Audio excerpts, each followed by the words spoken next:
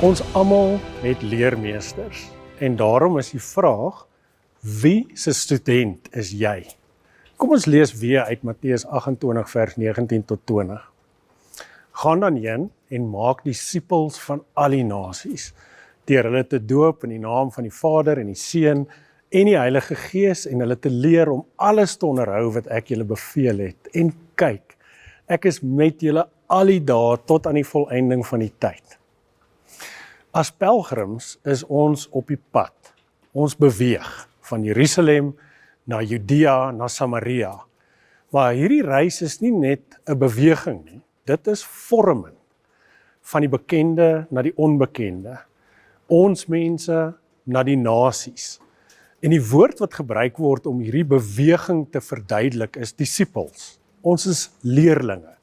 Mense wat leer hoe om te leef. Jesus stuur sy volgelinge om ander mense dan ook in te nooi in hierdie nuwe manier van lewe. Dit is 'n lewe binne die werklikheid van die Vader, die Seun en die Heilige Gees. 'n Lewe waar Jesus nie net ons verlosser is nie, maar ook ons leermeester. Richard Foster het jare gelede gesê dat baie Christene Jesus aanvaar as verlosser, maar hom nie noodwendig al volg as leermeester nie. Wanneer ons doen wat hy sê, dan is hy ons Heer. En dalk lê daar iets baie eerlik daarin. Ons glo baie keer in hom, maar leer ons werklik van hom? Want in Matteus word Jesus nie net as verlosser gewys nie, maar as die een wat ons leer hoe om te leef. Dallas Willard stel dit baie skerp. Hy sê, daar is dalk baie Christene wat dink Jesus is nie eintlik so slim nie. Wie wil nou 'n dom leermeester volg? Die opstanding sê egter vir ons iets anders. Dit sê Jesus het die dood oorwin.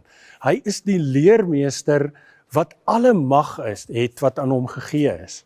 Nie net is Jesus betroubaar nie.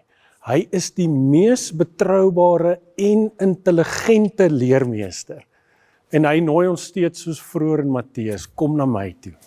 Almal wat vermoeid en belas is, neem my juk op julle en leer van my. Dit is ons uitnodiging. Nie net om te glo nie, maar ook om studente te wees wat leer.